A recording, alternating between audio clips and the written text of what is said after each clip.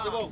Le message de sentiment pour te sacrifier, Dieu nous donner pour essayer de nous délivrer. Ils n'ont pas pu réussir, ils sont les rêves derrière la famille.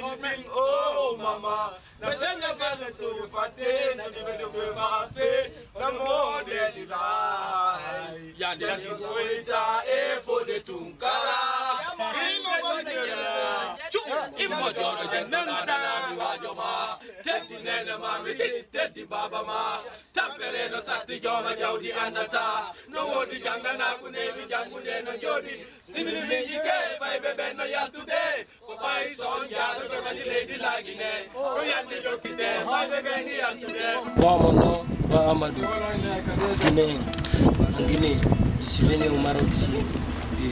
Moi c'est Iba Diallo, je viens de Guinée Conakry. Je suis venu en pied jusqu'à Maroc. Je suis venu à pied jusqu'à Maroc ici. Bon. Saya, je suis Mr. Nova. Je quitte au Sénégal, je viens à pied jusqu'à ici au Maroc. Oui, c'est Dom Mouchacho. Je suis venu du Mali. Après le Mali, Tombouctou. Après Tombouctou, de Kidal. Après Kidal, je suis venu à Tamarachet. Après Tamarachet, Oran. Après Oran Magania. Après Magania, je suis rentré à Ouzda. Après Ouzda, je suis à Rabat. On rêve d'entrer en Europe parce qu'il y en a beaucoup d'autres, ils sont beaucoup souffrus. Nous, ce qu'on veut, c'est rentrer, on veut liberté, égalité, tout ce qu'on veut. On discute avec nous parce qu'il y en a d'autres qui sont là, leur père est décédé, leur mère est décédée. Tout ce qu'on veut, c'est rentrer en Maroc. Si on est venu à Maroc, tout ce qu'on veut, c'est rentrer en Espagne. L'aventure n'est pas facile en fait. On est là depuis longtemps, donc on souffre. On sait que c'est notre avenir et on est là en tant que nous sommes des Noirs, des Africains, et tu vois, on est quitté dans nos pays parce que ça ne va pas. On a un gouvernement qui est mal corrompu, le gouvernement est corrompu, et tu vois. Donc on est là pour cesser l'Europe, on est là pour un beau Afrique. Tout le monde est là pour un objectif bien déterminé. On n'est pas là pour faire du mal, mais juste pour un beau Afrique, quoi, pour entrer en Europe. Naturellement, on vise pour l'Europe. On est là pour ça. Nous, dans nos plaidoyers, nous dénonçons ces trafics d'êtres humains parce que c'est aussi ces trafics-là qui poussent les gens à sortir, à aller ailleurs, moyennant de l'argent, et ainsi de suite. Et c'est devenu un business, la migration. C'est devenu un business. Alors, c'est grave. Comme c'est un business, on ne sait pas si ça va s'arrêter. Mais il faut chercher les voies et moyens, comment atténuer cette immigration pour permettre un mieux-être à ces populations-là qui se déplacent, qui se cherchent, et ainsi de suite. Et ça, c'est le grand problème des dirigeants. On a beaucoup souffert. Sinon, il y a tout là-bas, mais on n'a pas un président qui peut nous renouveler bien. Nous, si on a un président qui est bon, on ne peut pas sortir sinon. On a vu nos collègues qui sont morts au désert là-bas. Mais ça va partir. C'est la vie. Nos amis qui meurent dans le désert, on a vu ça. Le rebelle qui nous frappe. On était parti en Algérie aussi. On a resté là-bas. On a souffert là-bas, on a travaillé là-bas. Lorsqu'on était venu à Magania aussi, on a resté là-bas, on a souffert là-bas. Pour rentrer en Maroc ici, on est là aujourd'hui. Tout ce qu'on veut, c'est rentrer en Europe. Au Maroc, on reconnaît le droit de l'homme parce qu'il y a le droit de l'homme ici. Le roi a toujours fait des dons pour nous. On n'oublie pas ça. Que Dieu le paye. Longue vie à lui. Comme vous voyez, il y a certains qui fuient vers l'Algérie, ils viennent au Maroc parce qu'ici, ils reconnaissent le droit de l'homme. Et là-bas, on a les amis qui ont été emprisonnés là-bas, assassinés avec les maltraiteurs là. Mais eux, on ne prie pas pour eux. Donc on prie toujours, comme nous sommes venus au Maroc ici, que Dieu nous donne un beau Afrique. On est free.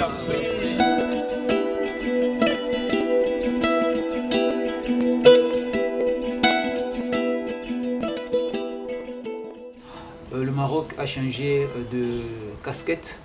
Il est devenu un pays d'accueil et de résidence pour la plupart des migrants qui franchissent. Et cette nouvelle politique migratoire mise en place par Sa Majesté le Roi et la nouvelle stratégie nationale d'immigration et d'asile mise en place par le gouvernement en 2014 ont fait que beaucoup de choses puissent s'améliorer au sein de la société marocaine. C'est pourquoi nous nous sommes dit, voilà, comme le Maroc a ouvert ses portes aux migrants pour les accueillir et les installer, ces migrants vivent. Ils ont l'intention de partir et il y a une partie qui veulent rester, ainsi de suite. Et nous avons jugé bon de pouvoir s'organiser dans des associations, s'organiser dans des structures pour essayer de défendre le droit des migrants. Comme vous le savez aussi que ces droits sont bafoués partout au monde. Pas seulement, nous ne connaissons pas seulement des promotions au Maroc, partout dans le monde, un migrant a été toujours une personne marginalisée, une personne discriminée de par son statut de migrant.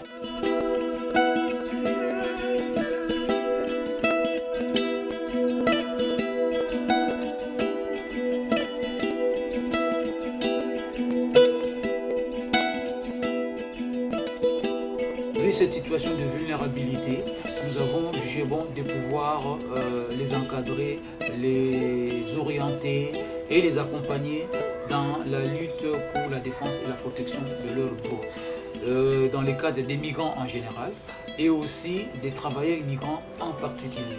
Donc il y a des migrants qui sont ça et là dans tous les Maroc. Il y a aussi des migrants qu'on appelle travailleurs migrants. On dort, on récupère. Lendemain, on ne sait pas. Il y a d'autres qui vont chercher du travail. Il y a d'autres qui vont commander. Il y a d'autres qui vendent. Tu vois, comme moi, je vends ici. Je vois d'autres Marocains qui vendent aussi des cigarettes, trucs comme ça. Je dis non. Peut-être, si je le fais, moi aussi, ça peut me lancer quelque chose. Quand je vois ce qui se passe à la télé, c'est pas ça la réalité. La réalité est là. Il faut bien bosser, passer sur le terrain et voir la réalité. Ne pas rester dans les bureaux comme ça et partir monter l'image et faire l'image comme il veut. Parce qu'il y a d'autres, ils te font l'interview. Ils transmettent ce qu'ils veulent. Ils ne transmettent pas tout ce que tu dis.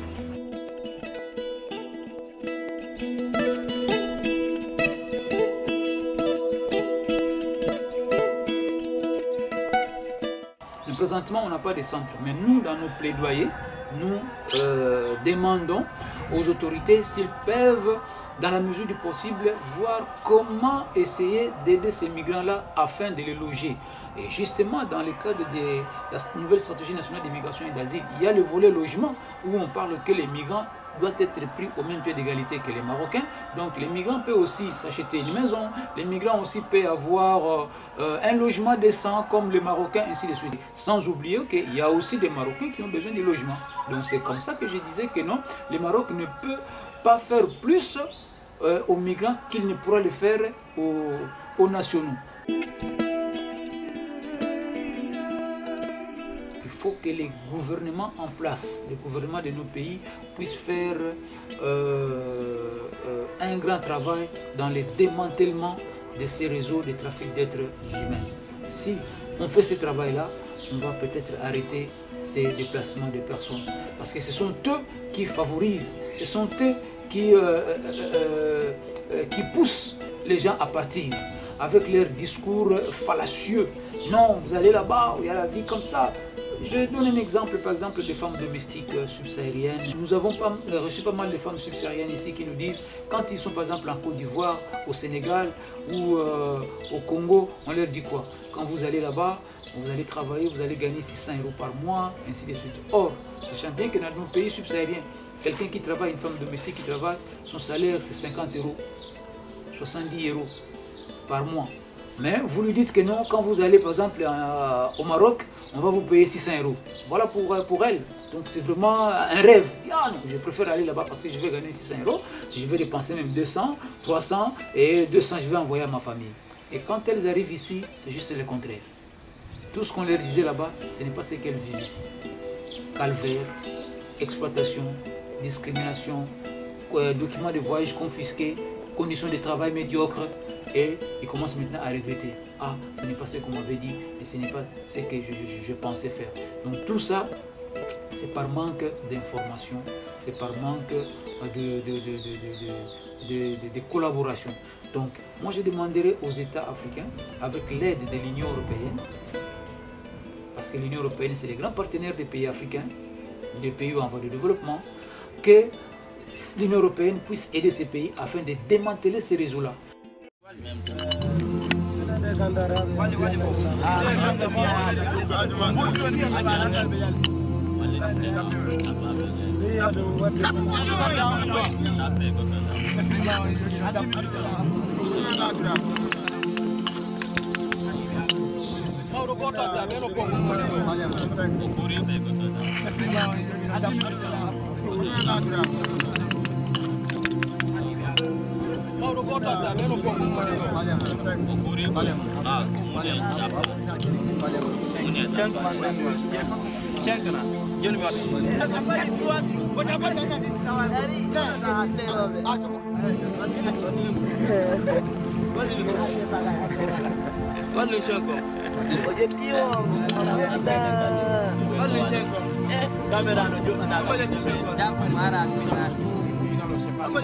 C'est dans ça qu'on prépare.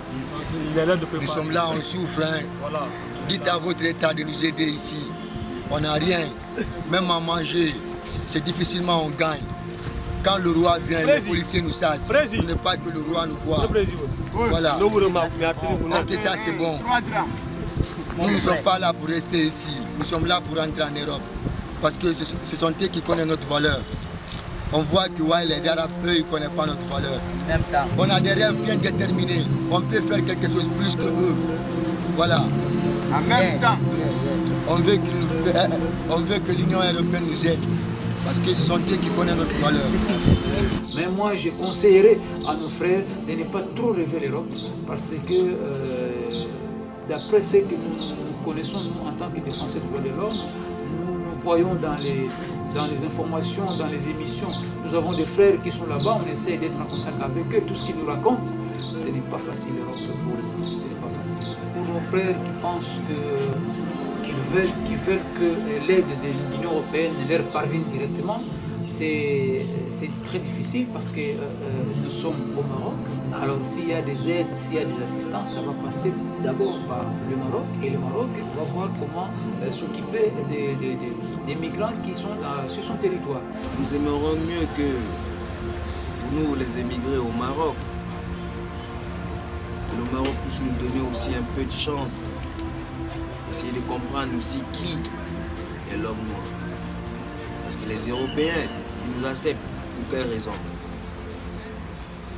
Ça, on ne peut pas le déterminer. Pourquoi est-ce qu'ils n'acceptent pas que nous venons chez eux si facilement? La majorité d'entre les Européens ne connaissent pas ce qu'on appelle porter un sac de ciment qui pèse 50 kg sur sa propre tête. Un Européen ne peut pas marcher à plus de 100 km. Mais nous, nous marchons à plus de 150 km. Ça, c'est des choses impossibles. Rien ne va en Europe, mais nous aspirons à l'Europe. C'est pas mal. On ne peut pas briser le rêve de quelqu'un. Si quelqu'un veut aller en Europe, qu'il aille voir et la réalité. Et quand il sera sur place, il verra la réalité. C'est à ce moment-là qu'il se rendra compte que non, mon rêve n'a pas été une réalité. Donc c'est comme ça qu'ils vont comprendre. Ceux qui veulent partir, on ne va pas les arrêter de partir. Ils ont le plein droit de partir. Et ceux qui veulent rester au Maroc, ils ont le plein droit aussi de rester au Maroc. Chacun a son destin.